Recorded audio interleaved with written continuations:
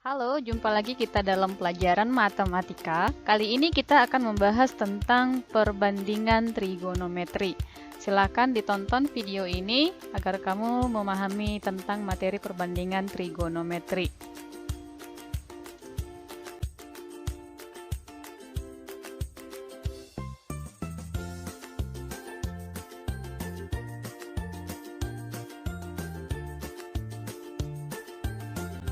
Oke, perbandingan trigonometri suatu sudut segitiga siku-siku.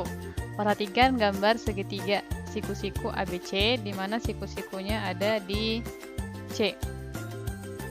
Oke, nah di sini perhatikan untuk menuliskan sisi BC itu bisa kita tuliskan dengan huruf kecil dengan menggunakan sudut di hadapannya, tapi pakai huruf kecil. Misalnya ini kan sudut B. Itu sisi di hadapannya adalah sisi AC. Nah, ini sisi AC ini bisa kita tuliskan dengan huruf kecil yaitu sisi B sesuai dengan sudut di hadapannya ini. Nah, untuk A-nya juga demikian, kemudian C-nya juga demikian. Nah, berarti C kecilnya ada di hadapan sudut C, kemudian A kecilnya ada di hadapan sudut A. Nah, misalkan sudut A itu adalah sebesar alfa. Maka sisi di depan sudut alfa ini, yaitu sisi BC, itulah kita sebut sebagai bagian depannya. Kemudian AC-nya atau B ini, itu merupakan sisi samping. Sementara yang di hadapan sudut siku-siku, atau ini sisi AB-nya ini, itu merupakan sisi miring. Ingat ya, yang merupakan sisi miring itu adalah sisi di hadapan sudut siku-siku. Maka perbandingan trigonometri dari segitiga siku-siku ini bisa kita tuliskan ada 6. Yang pertama itu adalah sinus atau biasa disingkat dengan sin, di mana perbandingannya itu adalah perbandingan sisi depan dibandingkan dengan sisi miring. Ini sisi depannya bandingkan dengan sisi miring. Kemudian untuk kosinus itu adalah perbandingan sisi samping dan sisi miring. Sisi samping dan sisi miring. Ini kalau dia untuk sudut alfa ya, yang Ibu tunjukkan ini. Kemudian untuk tangen atau biasa disingkat dengan tan atau TG, bacanya tangen ya. Itu adalah perbandingan sisi depan dengan sisi samping. Sementara untuk kosekan itu biasa disingkat dengan kosek atau CSC. Itu merupakan perbandingan sisi miring dengan sisi depan. Ini merupakan kebalikan dari sinus. Kemudian sekan itu merupakan perbandingan sisi miring dengan dengan sisi samping. Nah, ini merupakan kebalikan dari kosinus. Dan yang terakhir itu adalah kotangen. Itu merupakan perbandingan sisi samping dengan sisi depan, kebalikan dari tangen. Nah, jadi dari gambar segitiga ini, untuk sudut alfanya, kita bisa buat perbandingan trigonometrinya. Yang pertama itu untuk sin alfa. Sin alfa berarti kan depan per miring. Nah, ini alfanya, depannya itu adalah si A dan miringnya adalah si C. Maka sin alfanya sama dengan A per C. Dan kemudian untuk kebalikannya sendiri, itu untuk kosekan alfa, itu merupakan kebalikannya. Berarti miring per depan. Berarti C per A. Nah, berikutnya adalah cos alfa. Berarti kosinus tadi kan samping per miring. Berarti ini sampingnya itu si B per miringnya C. Berarti B per C. Dan kebalikan kosinus itu adalah sekan. Jadi sekan alfanya adalah ya balikkan aja nih. Berarti jadi C per B. Kemudian untuk tangen alfa, ini alfanya tadi ya. Tangen itu tadi perbandingan sisi depan dengan sisi samping. Nah, di sini depannya itu adalah si A per sampingnya si B. Kemudian untuk kotangen alfa itu adalah perbandingan dari sisi samping per sisi depan, kebalikan dari tangennya. Gitu dia ya. Atau kita bisa pakai cara cepat untuk mengingat rumus ini. Cara cepatnya yaitu ingat aja sin demi. Sinus itu depan per miring, sin demi. Kemudian untuk cos itu kosami, kemudian untuk tangen itu tan desa. Nah, itu dia ya. Oke, untuk lebih memahami penjelasan materi yang Ibu sampaikan tadi, perhatikanlah contoh-contoh soal berikut ini dan cara penyelesaiannya. Nah, di sini ada 4 contoh soal, kita bahas satu persatu ya. Untuk soal yang pertama, oke, di Diketahui itu segitiga ABC siku-sikunya di C. Jadi gambarkan terlebih dahulu segitiga ABC-nya. Nah, ini segitiga ABC dan siku-sikunya di C.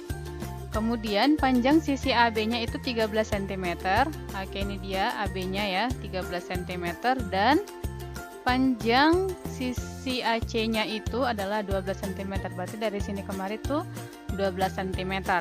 Nah, karena segitiga ABC ini segitiga siku-siku, maka kita bisa gunakan teorema Pythagoras untuk menentukan sisi BC. Untuk menentukan sisi BC berarti itu sama dengan akar dari ini 13 kuadrat dikurang 12 kuadrat. Oke, nah ini sama dengan akar dari 169 kurang 144, itu sama dengan akar dari 25. Maka panjang sisi BC-nya adalah 5 cm, karena akar dari 25 tadi ya. Nah, kemudian yang ditanyakan adalah perbandingan trigonometri sudut A. Nah, ini sudut A-nya. Maka yang menjadi depannya, bagian depannya itu adalah sisi BC. Ini adalah bagian depannya. Kemudian sampingnya itu adalah si AC dan miringnya itu adalah si AB. Jadi, perbandingan trigonometri untuk sudut A adalah yang pertama untuk sinus. Nah, sinus itu rumusnya tadi adalah depan per miring. Jadi depannya itu 5 per miringnya 13. Jadi sin A-nya itu sama dengan 5 per 13. Kemudian untuk cos, itu rumusnya tadi sami, samping per miring. Oke, sampingnya 12, miringnya 13. Berarti 12 per 13. Kemudian tangennya itu adalah desa, depan per samping. Itu sama dengan 5 per 12. Nah, kemudian kosekan A itu sama dengan kebalikan dari sin A. Berarti tadi 5 per 13, maka untuk kosekannya adalah 13 per 5. Untuk sekan juga demikian, kebalikan dari cos A. Berarti itu jadi 13 per 12. Kemudian untuk kotangennya, kebalikan dari tangennya. Maka kotangen A-nya sama dengan 12 per 5. Itulah dia pembahasan untuk soal nomor 1. Oke. Kita lanjut ke soal nomor 2. Diketahui tadi di soal bahwa segitiga PQR-nya siku-siku di R. Kemudian tangen P itu sama dengan 3 per 4.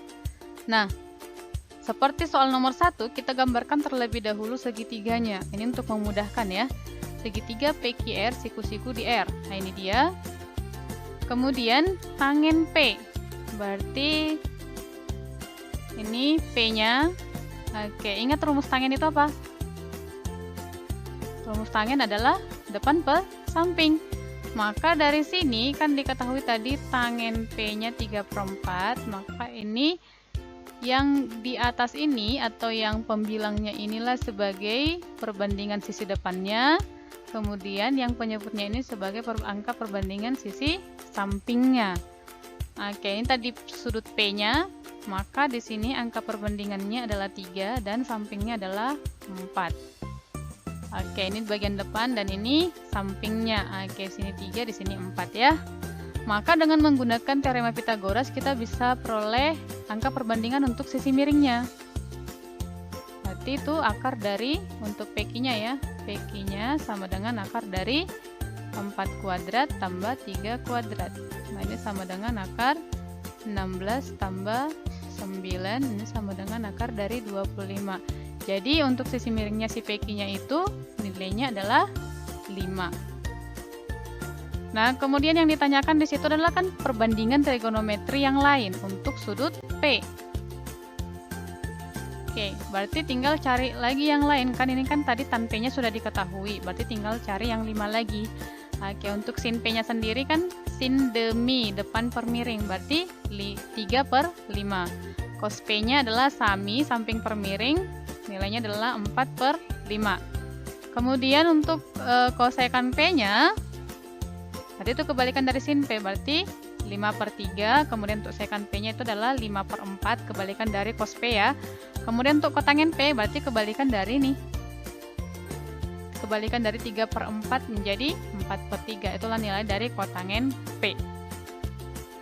Itulah pembahasan untuk soal nomor 2. Oke, sekarang kita bahas soal nomor 3. Diketahui tangen alfa sama dengan 3. Maka nilai dari cos kuadrat alfa kurang sin kuadrat alfa itu sama dengan berapa?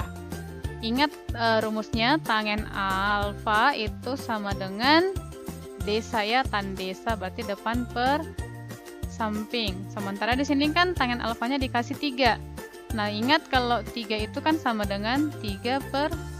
Jadi kita peroleh angka perbandingan untuk sisi depan dan sisi sampingnya. Oke, depannya itu adalah 3 dan angka perbandingan untuk sampingnya itu adalah 1. Kita gambarkan ke segitiga siku-siku. Nah, alfanya di mana? Oke, kita tentukan misalnya alfanya di sini, maka sisi depannya adalah yang tegak ini ya, yang vertikal ini ya. Oke, inilah depannya, kemudian inilah sampingnya. Angka perbandingannya untuk sisi depannya itu adalah 3 dan sisi sampingnya adalah 1. Maka sisi miringnya bisa kita tentukan dengan teorema Pitagoras. Jadi sisi miringnya itu adalah akar dari 3 kuadrat. Nah, ini untuk sisi miring ya. 3 kuadrat tambah 1 kuadrat sama dengan akar dari 9 tambah 1, berarti akar 10. Nah, itulah sisi miringnya untuk angka perbandingannya ya. Nah, yang ditanyakan tadi cos kuadrat alfa kurang sin kuadrat alfa. Maka kita cari dulu nih, cos alfanya itu berapa, kemudian sin alfanya itu berapa. Oke, ingat kalau cos itu kan rumusnya sami ya. Sami. Berarti ini sampingnya itu 1 per miringnya itu akar 10. Kemudian untuk sinus, itu rumusnya adalah demi, depan per miring, di mana depannya itu adalah 3 per miringnya adalah akar 10. Jadi tinggal disubstitusikan saja kemari. Cos kuadrat alfa itu sama dengan cos alfa dikuadratkan. Makanya di sini 1 per akar 10 nilai dari cosnya tadi dikuadratkan. Oke, ini cos alfa sin alfa. Jadi tinggal substitusikan nilainya kemari, kita perolehlah dia ini sama dengan 1 kuadrat 1, akar 10 kuadrat 10, kurang 3 kuadrat itu 9, akar 10 kuadrat itu 10. Jadi 1 per 10 kurang 9 per 10 itu sama dengan ini kan penyebutnya udah sama, berarti tinggal kurangkan saja pembilangnya. 1 kurang 9 itu min 8, penyebutnya per 10. Nah, ini kita sederhanakan sama-sama bagi 2, maka kita perolehlah nilai dari cos kuadrat alfa kurang sin kuadrat alfanya sama dengan negatif 4/5. Itulah dia pembahasan untuk soal nomor 3. Oke, kemudian nih sekarang soal nomor 4. Diketahui segitiga KLM, siku-sikunya di L, kemudian sin M-nya sama dengan 2/3 dan KL-nya sama dengan akar 10.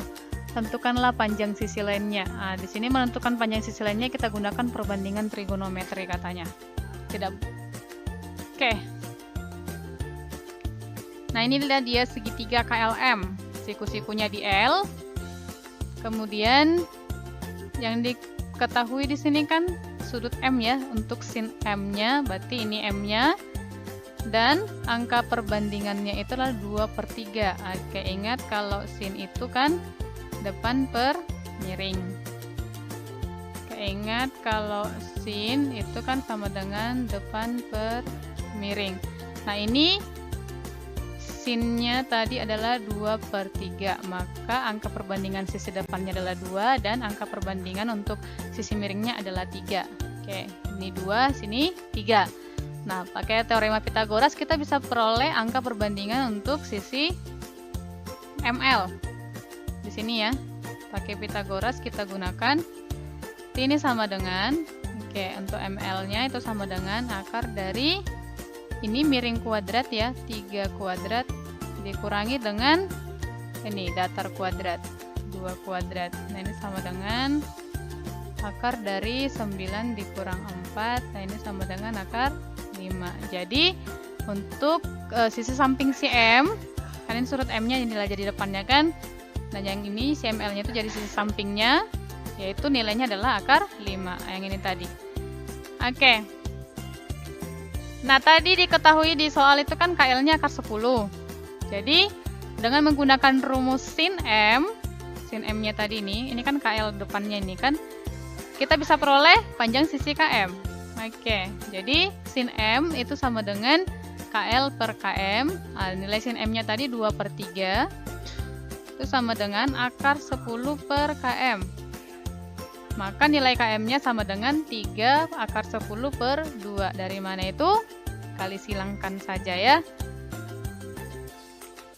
Oke, ini kita kali silang jadi 2 KM sama dengan 3 akar 10. Karena yang ditanya adalah KM, maka KM-nya sama dengan 3 akar 10 per 2. Kemudian yang berikutnya itu untuk menentukan, ini kan KL-nya sudah, KM-nya sudah, tinggal menentukan sisi ML. Kita gunakan rumus cos, menentukan sisi sampingnya ini. Berarti cos M itu sama dengan ML per KM. Nah, cos M-nya sendiri, dari sini, apa tadi rumus cos? Cosnya sama dengan sami, samping per miring. Nah, sampingnya di sini adalah akar 5. Ini cos M-nya ya. Akar 5 per miringnya 3. Makanya di sini pakai cos M-nya akar 5 per 3. Ini sama dengan ML per KM. Nah, substitusikan nilai KM-nya tadi 3 akar 10 per 2 dari yang kita kerjakan sebelumnya. Nah, ini kita kali silang. Oke, kita kali silang. Ini 3 kali ML sama dengan akar 5 kali 3 akar 10 per 2. Maka ML-nya sama dengan, ini bisa kita coret ya, karena dia sama letaknya. Berarti ini tinggal ML sama dengan akar 5 kali akar 10 per 2. Nah, itu sama dengan akar 50 per 2. Nah, ingat kalau akar 50 itu kan sama dengan 5 akar 2, kemudian ini per 2. Makanya di sini 5 per 2 akar 2 dia. Akar 50-nya diubah menjadi 5 akar 2. Oke, itulah dia untuk pembahasan soal yang keempat. Jadi semua soalnya sudah kita buat pembahasannya. Sekarang kita masuk ke soal latihan. Oke, perhatikan di sini ada 2 soal latihan. Contohnya tadi sudah ada Ibu jelaskan, tinggal kamu kerjakan sesuai dengan contoh yang sudah Ibu jelaskan sebelumnya. Nanti jawabannya silakan dikirimkan melalui Google Classroom ya, seperti biasa. Oke, demikian pembahasan tentang materi perbandingan trigonometri. Semoga penjelasan Ibu pada materi ini dapat kamu pahami dengan baik dan soal latihannya juga dapat kamu kerjakan sesuai dengan contoh yang sudah Ibu jelaskan. Nah, demikian video pembelajaran kali ini. Terima kasih sudah menonton videonya dan sampai jumpa pada video pembelajaran berikutnya. Dadah, bye-bye.